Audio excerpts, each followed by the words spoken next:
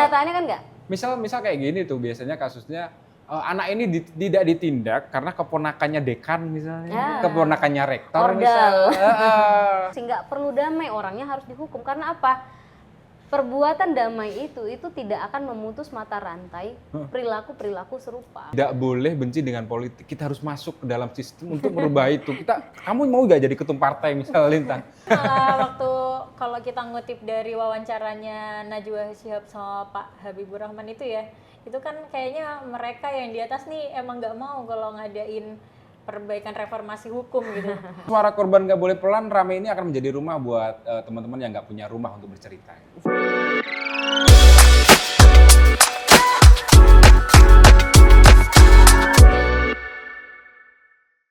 Kita lihat dari Udah mulai. Kembali lagi di Teronge Gosong, yang panas kita gosongin. Mbak Mel belum hafal nih. Belum hafal tapi Mbak Mel, kita ajari dulu. Kembali lagi di Teronge Gosong, yang panas kita gosongin. Oke, ya kita ulang ya. Oke. Kembali lagi di Teronge Gosong. Yang panas kita gosongin. Nah, bagus lah ya. Untuk pemula bagus lah ya. Tapi lebih ini lagi ya, baru di treatment lagi. Betul, karena ini baru. Belum apa-apa udah ngebully nih ya. Iya karena temanya pembulian. Oke. Apakah ini masuk pasal atau enggak? Itu Apakah nanti kita ini perlu kita somasi? Betul. Jangan dong. Kan kemarin udah. Anak somasi beliau Betul. ya, ternyata. Itu kenyataan. Oke. Surat somasinya masih itu, Mbak. Saya kuasa Masih hukumnya. membayang-bayang Iya. pikiran tiap tidur ya? Enggak juga Oh, sih. enggak juga Kita ya. kan ada Bamel, jadi saya tenang. Penasihat hukum Ini saya. kira-kira kenapa nih ada bidadari cantik di tengah-tengah kita nih? 2 dong bidadarinya.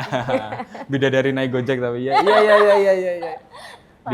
Dianterin produser nggak mau sih. Nah, jadi jadi kita akan bahas tentang programnya Mbak Melisa di bukan Teronge Gosong ya, di Liga Peradabannya.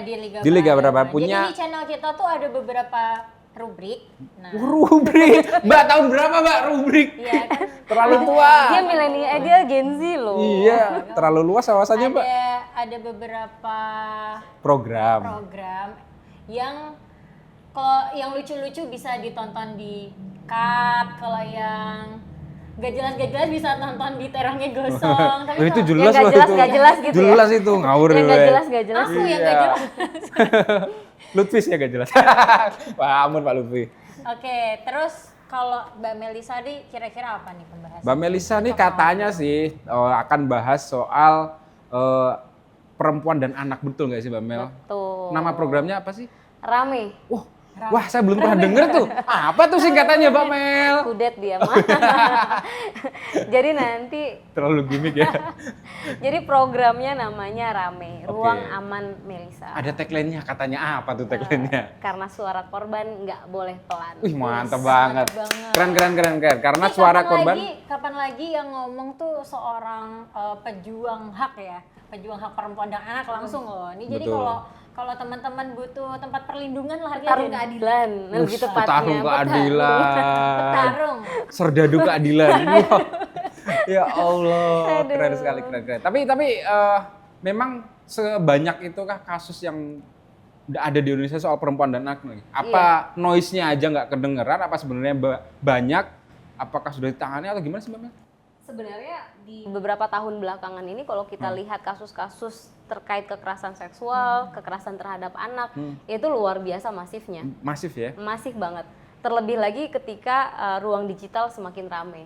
Oke. Rame dalam arti yang sebenarnya ya. Punya expose media, netizen mulai aware, bahkan kalau saya lihat netizen ini sudah menjadi salah satu aparat penegak hukum Iya, ya. iya. Karena Sampai ada menyuarakan hashtag ya, no viral, no justice. betul. Iya, Nah, betul. sehingga kasus-kasus kekerasan seksual yang tadinya banyak yang bungkam di tahun 2022 ke 2023 ngebludak itu. Bukan karena kalau saya lihat bukan karena kasusnya semakin banyak, tapi yang kemarin diam sudah mulai bersuara. Iya, karena lebih aware gitu ya. Ini nyambung sama filmnya Walid kemarin. Gara-gara film Walid, ada salah satu korban-korban di Lombok itu akhirnya speak up. Iya, yang itu Betul. ya, pencucian rahim ya. Ya, Aku kurang tahu kalau Pembicaraan. yang jelas korbannya jadi speak up gara-gara film itu. Artinya digital ini iya, juga betul. berpengaruh karena terhadap gini korban juga, literasi masyarakat juga kurang terkait dengan macam-macam kekerasan Betul. seksual, macam-macam kekerasan terhadap anak. Ada yang namanya grooming anak ya. Mereka nggak terlalu paham juga bahwa yang mereka alami, anak-anak mereka alami ternyata itu masuk ke dalam sebuah tindak kejahatan. Bener. Gitu. Nah, ini nanti di dalam program Rame ini kita akan membahas kasus-kasus kekerasan seksual perempuan dan anak, kekerasan anak, pembulian, pelecehan, penganiayaan dan lain sebagainya. Kita akan bahas kira-kira seperti apa sih dalam perspektif hukumnya. Bagaimana sih hukum itu bekerja? Jangan-jangan selama ini korban yang dikerjain. Benar. Gitu. Nah, kalau kita Tapi selain aparat kepolisian nih sebagai penegak hukum di bidang perempuan dan anak ini, apa lembaga-lembaga di negara kita yang menangani itu, Mbak? iya, kan kalau kita lihat ada Komnas Perempuan, Oh iya. ada Komnas Anak, ada KPAI. Oh ya beda-beda kan? itu ranahnya? Beda-beda. Apa sama aja sebenarnya tapi nggak kerja semua? Sorry maaf. Kerja dong. Kerja dong. Sosialisasi. Kerja. Mbak, Ada- tolong dong, bantu dong. Saya lagi menjilat ini. Tolong dong. Ada Kementerian PPPA Oke. dan lain sebagainya. Sebenarnya mereka sudah punya tupoksi masing-masing. Oke. Nah, kalau kita bicara kekerasan seksual atau kekerasan terhadap anak, maka sebenarnya yang lagi kita sampaikan itu bukanlah tentang satu korban dan satu pelaku aja. Tapi yang kita bicarakan di sini adalah bagaimana hukum itu gagal atau sistem itu gagal berdiri di sisi korban. Oke. Gitu. Sehingga kenapa tagline-nya suara korban nggak boleh pelan, karena jangan lagi ada suara-suara yang dibungkam karena ketakutan betul, atau betul. intimidasi dari orang-orang yang Iya, punya iya. kuasa. Ini Gitu. udah Di sini korban. tempatnya, nanti di sini di Udah program kami korban ini. terus Ya. jejali dengan pertanyaan-pertanyaan yang menyudutkan, akhirnya dia malah jadi kayak ngapain ya speak up, ngapain ya Betul. lapor kalau harus jadi korban kedua nih. Iya, benar. Udah jadi korban pelecehan ternyata malah harus jadi korban perundungan atau Benar. Iya, sebagainya. benar. Ini sama seperti yang saya singgung soal Walid tadi, Mbak. Teman-teman. Walid lagi. Karena saya pengen ngobrol soal itu karena ini gini. jangan-jangan dia Walid juga. Bentar dong. Nggak bisa dia kerja sama nih Pak Produser. Jadi gini, banyaklah teman-teman saya yang udah statusnya ada Kiai, ada Gus. Dan mereka sebenarnya santai-santai aja. Tapi ada beberapa yang tersinggung nih dengan maraknya film Walid nih. Yang bilang bahwa, wah ini mencemari nama guru-guru, nama mursyid segala macam. Kan Iya, gitu ya iya. akhirnya. Saya bilang ke mereka, loh kalau tersinggung berarti ada indikasi kalian melakukan dong. Kalau emang enggak ya santai-santai aja. Betul. Bahkan beberapa gus-gus yang aku kenal itu juga mereka bercandain aja film Walid karena merasa tidak melakukan atau memang tidak melakukan ya. Kalau merasa nggak merasa ini Itu asumsi sih. Asumsi ya. Itu asumsi sih. Gitu, Mbak tapi kan Mel. kita memang perlu membuka mata, termasuk dalam lingkungan pendidikan, institusi pendidikan, termasuk keagamaan seperti itu, mereka perlu membuka mata bahwa kasus-kasus seperti itu kerap terjadi. Betul. Kasus pelecehan seksual, kekerasan terhadap anak di lingkungan pendidikan, terutama pondok pesantren, beberapa tahun belakangan tinggi banget, Iya. gitu. Karena ada ruang-ruang gelap yang nggak dibuka. Betul. Yang terjadi misalnya ada 20, yang lainnya ditutup-tutupi. Iya. Betul. Hanya beberapa saja yang muncul ke permukaan yang viral. Iya. Padahal kalau kita betul-betul melihat, mereka juga sebenarnya bisa menilai kejadian itu sudah turun-temurun. Iya. Karena suara korban nggak boleh pelan nggak sih, Pak? Karena suara korban nggak boleh pelan. Nah, saya berharap ya dengan program Rame ini, akan dijadikan sebagai sarana saya akan menjadi suara dari para korban untuk membahas kasus-kasus terkini. Kira-kira dalam sebuah kasus itu penegakan hukumnya sudah benar belum sih? Pasal-pasal yang diterapkan udah sesuai belum? Jangan-jangan kayak dulu kasus David Ozora, mungkin masih ingat ya. Dulu awalnya kasus itu kan penganiayaan, iya. Itu kan dulu kasusnya penganiayaan biasa. Iya. Ya, padahal anak orang sampai koma. Nah, ini kan tugas-tugas kita untuk memberikan kritik, membangun kepada aparat penegak hukum agar mereka lebih sensitif melihat kondisi yang sebenarnya. Betul. Gitu. Tapi emang kalau kita bicara korban ini ya, banyak beberapa korban yang akhirnya bukan nggak berani, mereka berani. Mereka udah speak up, udah ngubungi ABC, tapi malah dikerjain nih sama aparatnya, sama mungkin dalam tanda kutip Komnasnya atau nggak tahu nih. Apa itu benar-benar terjadi, Mbak? Saya merasakan sendiri juga ya ketika saya mendampingi korban-korban pelecehan seksual, kekerasan terhadap anak. Kadang justru batu sandungan paling besar adalah ketika berhadapan dengan aparat penegak hukum. di mana korban ini mereka harus membuktikan sendiri bahwa mereka nggak punya concern, mereka harus ada visum, mereka harus ada saksi, padahal sering terjadi di ruang-ruang yang tersembunyi gitu yang ya. nggak mungkin ada saksi juga. Iya, nah sementara di dalam implementasi sendiri undang-undang tindak kekerasan seksual atau pelindungan anak itu pernyataan korban adalah yang utama gitu, sehingga perspektif penegak hukum yang harus dibenahi juga di sini gitu. Ini aku nih sebagai orang yang imut banget nih. Misal aku jadi korban pelecehan nih, kekerasan seksual nih. Yang pertama harus saya lakukan kemana nih? Ke Komnas HAM, lapor polisi atau kemana? Yang paling proper biar cepat ditangani itu, Mbak. Bener, yang paling karena emang sering terjadi tuh kayak ke polisi malah tadi kayak Kalau Lintang nggak mungkin terlalu maco ya sebagai korbannya. Maksudnya kalau ke polisi tuh kayak banyak banget malah mereka tuh jadi korban selanjutnya sama polisi disuruh dilihat, maksudnya sama mereka padahal mereka kan nggak punya hak untuk ngelihat atau ngevisum kan dia bukan juga. Mbak Mel percaya pas spill kasus kayak gini banyak banget udah pasti banyak dong harusnya. Banyak banget. Tapi harusnya kemana gitu kalau sampai polisi hambatan ketika seseorang korban mau melaporkan itu adalah memberanikan diri dulu, berdamai dengan traumanya dulu. Nah, sehingga lingkaran terdekat adalah garda utamanya dia tentunya. Dia harus ke keluarganya. Ke keluarga. Dia ke keluarga dulu menyampaikan apa yang dia Sudah alami terjadi. ya. Kemudian dia bisa ke lembaga-lembaga terkait. Karena kalau sama keluarga aja kadang kita takut, kadang malu ya, Mbak ya. Iya, nah makanya ada rame ini. Ini juga akan bisa mengarahkan kemana kalian harus bersuara nanti. Kalau Anda merasa tidak punya keluarga atau keluarga tapi tidak menjadi keluarga, rame adalah keluarga Anda. Gitu ya, Mbak ya. Ini lama-lama Rame bisa bikin hotline juga buat aduan masyarakat. Mungkin next-nya bisa ya. Amin gitu. Goalsnya kayak gitu. Jadi banyak banget batu sandungan bagi para korban memperjuangkan hak-haknya. Yang paling telak itu adalah ketika mereka melaporkan itu waktunya jadi panjang, lama proses hukumnya, diundur-undur, dipersulit. Nah, ini yang benar-benar perlu perbaikan di dalam sisi perspektif aparat penegak hukum gitu. Betul. Jadi memang pertama yang perlu kita lakukan adalah melapor ke keluarga sendiri dulu. Memberanikan diri. Kemudian kalau memang biar lebih terstruktur ada LBH. Oh, ada LBH dulu ya. LBH, pendamping hukumnya dulu ya. Ada LBH, ada kuasa hukum misalnya kalau mau cari pengacara yang di luar LBH betul. Atau bisa ke Komnas Perempuan atau kalau Anda sebagai warga Nahdien misal ke LBH NU, LBH Ansor ada. Dan mereka selalu mereka selalu terbuka tangan untuk memberikan advokasi. Betul. Oke, Mbak, kan akhir-akhir ini tuh kayak tadi udah dibahas nih yang di lingkungan pesantren, kemudian di lingkungan sekolah dan lain sebagainya. Ini kadang-kadang yang akhirnya jadi membingungkan adalah misal ini terjadi di lingkungan instansi. Ya. Kayak tadi pesantren, terus sekolah, terus mungkin kampus. Ini kira-kira seharusnya yang dilakukan oleh instansi ini itu apa sih untuk melindungi korban gitu?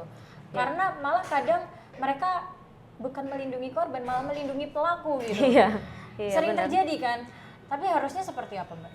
Iya, kalau kita lihat itu terjadi banyak eskalasi perbuatan kekerasan seksual ataupun kekerasan terhadap anak. Dari lembaga pendidikan sampai institusi pemerintahan, bahkan aparat sekalipun. Saya yakin sekali kejadian-kejadian yang terjadi seperti di rumah sakit yang dilakukan oleh oknum aparat, guru-guru misalnya, oknum guru, itu bukanlah kali pertama, tetapi selalu ada normalisasi dan pembiaran. Demi apa sih? Kebanyakan mereka menjaga nama baik institusi. Nah, ini yang menjadi persoalan. Harus ada komitmen dari para institusi ini untuk membuat sebuah harus membuat gitu ya. Lingkungan komitmen untuk anti kekerasan seksual, anti kekerasan terhadap anak. Komitmen seperti itu bisa dimasukkan dalam sebuah gugus tugas gitu. Kalau di lembaga pendidikan mereka juga bisa buat kode etik yang betul-betul bisa dijalankan, yang memang mau dijalankan. Nah, sehingga hukuman dan sanksi terhadap aparat, pejabat, orang-orang yang punya kuasa ini semestinya dalam kacamata saya harus lebih berat dong. Biasanya gini sih, Mbak, enggak gini. Harus lebih harus lebih berat hukumannya kepada mereka yang memiliki kuasa, yang memiliki kewenangan, yang seharusnya menjaga, harus lebih berat hukumannya dibandingkan yang biasa. Tapi kenyataannya kan enggak. Misal kayak gini tuh biasanya kasusnya anak ini tidak ditindak karena keponakannya dekan misalnya, keponakannya rektor misalnya. Itu yang paling sering terjadi. Betul. Itu paling Terus sering malah terjadi. mereka dipaksa untuk menandatangani Surat damai. perdamaian secara Iya. kekeluargaan. Ini juga sempat kejadian. Kan bukan keluarga. Saya sempat dengar juga nih, yang di kasus dokter meruda paksa pasien. Meruda Ini kan, paksa, iya. Iya, pasien, bahasanya berita banget ya. pasiennya ini kan ada relasi kuasa antara dokter dengan pasien. Dia seolah-olah mau memeriksa darah dan lain sebagainya terhadap pasien, akhirnya dibius lah. Pada saat dibius tidak sadarkan diri, dilakukanlah ruda paksa pemerkosaan. Oh, yang kasus Yang kemarin beberapa itu di ya? Bandung. yang lalu. Ya, nah dalam kasus-kasus ini kan sebenarnya bisa dilihat bahwa ini di dalam kuasanya dokter terhadap pasien. Betul. Ya, saya dengar mau ada perdamaian pada saat itu. Bahkan pengacaranya bilang ini sebenarnya sudah ada damai antara korban dengan pelaku. Lah ini tuh kekerasan seksual dan adalah tindak pidana. Iya. Nah ruang-ruang kayak gini nih masyarakat harus tahu dan harus paham bahwa tidak ada ruang damai. Kenapa? Iya. Untuk kasus kekerasan seksual kalau mau ada ganti rugi ada restitusi di dalamnya. Termasuk penganiayaan terhadap anak ada restitusi, nggak perlu damai, orangnya harus dihukum. Karena apa? Perbuatan damai itu tidak akan memutus mata rantai perilaku-perilaku serupa. Sorry nih Mbak, restitusi itu apa sih? Biaya ganti kerugian Oh, ada sebagai biaya ganti hukuman kerugian tambahan terhadap para pelaku. Nah nanti akan dikulik lebih dalam dalam di program Rame. Oke. Jadi Karena apa?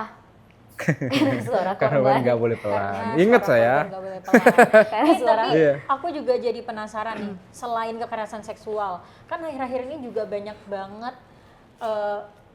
perempuan dan anak menjadi korban kekerasan fisik. Misal kemarin beberapa waktu yang lalu ada anak yang dibakar sama pacarnya ibunya, terus Ayah ada tiri. Pacarnya ibunya. calon ayah tiri Oh, ya. iya. Oh, calon iya. ya.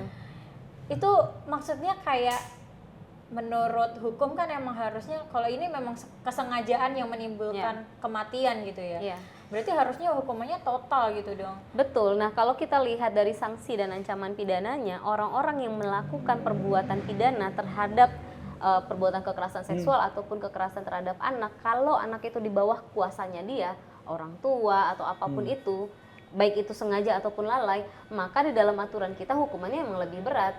Iya. Tapi persoalannya adalah kalau kita baca di Undang-Undang Tindak Pidana Kekerasan Seksual, di Undang-Undang Perlindungan Anak, itu selalu dinyatakan hukuman maksimal.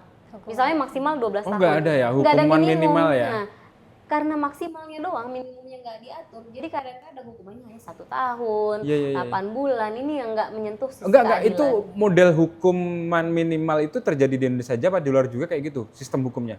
Di luar itu ada minimal. Oh gitu. Ada minimal. Berarti harus ada reformasi hukum nih di Betul. Indonesia itu kita Iya, Go. Tapi kemarin malah waktu kalau kita ngutip dari wawancaranya Najwa Shihab sama Pak Habibur Rahman itu ya, itu kan kayaknya mereka yang di atas nih emang nggak mau kalau ngadain perbaikan reformasi hukum gitu, malah ngerasa disuuzonin sama masyarakat. Makanya atau kita gimana ini gitu ya. tidak boleh benci dengan politik. Kita harus masuk ke dalam sistem untuk merubah itu. Kamu mau nggak jadi ketum partai misalnya Lintang? Ya itu Kalau power loh bulan ya. masuk langsung jadi ketum partai nggak apa-apa sih. PSI bisa itu. Tapi kan saya bukan anak presiden. Oh iya. Susah dong. Susah ya. Iya. Di sini nggak apa-apa kok pakai gitu. Apalagi ya? Mau juga dong. Boleh banget. Jujur saya juga mau sih. Tapi banyak banget sih kalau dengan adanya programnya Mbak Melisa ini harapannya masyarakat jadi lebih mendengar gitu. Ya. Hal-hal yang bersangkutan dengan hak perempuan dan anak itu nggak boleh jadi hal yang didiskreditkan gitu. Ya. Kita tuh akhir-akhir ini jadi korban marginal, dengan perempuan nggak boleh duduk sama rata. Misal kalau ada publik buat ruang forum publik Emang untuk masih ada? merokok. Apa sih? Itu kalau ada Marginal. cewek merokok masih kayak gimana gitu. Terus ketika ada, itu masih sering terjadi. Masih ada. Apanya sih? pembulian perempuan di Iya. tempat-tempat umum. Kayak misal mereka pakai jilbab yang terlalu besar. Terus sama laki-laki ya kayak di sweet dan lain sebagainya. Itu kan Dan itu catcalling. sebenarnya kan juga diatur dalam Undang-Undang TPKS ya, Tindak Apa Pidana tuh? Kekerasan Seksual. bahwa ada kekerasan seksual non fisik juga gitu, dan itu sudah terbukti semenjak adanya undang-undang TPKS itu sanksi itu sudah diberlakukan. Saya ingat waktu itu dampingin kasus Miss Universe, itu tidak ada kontak fisik sebenarnya, tetapi itu sudah melakukan pelecehan meskipun non fisik dengan perkataan dan mengarahkan sesuatu yang berbau pornografi. Itu dihukum walaupun agak kuciwa ya, karena hukumannya hanya sesuai ekspektasi ya. 1,5 tahun aja dengan kehebohan yang luar biasa. Yang tahun kemarin itu ya. Iya. Oke, kembali ke apa namanya, rame ya? Rame.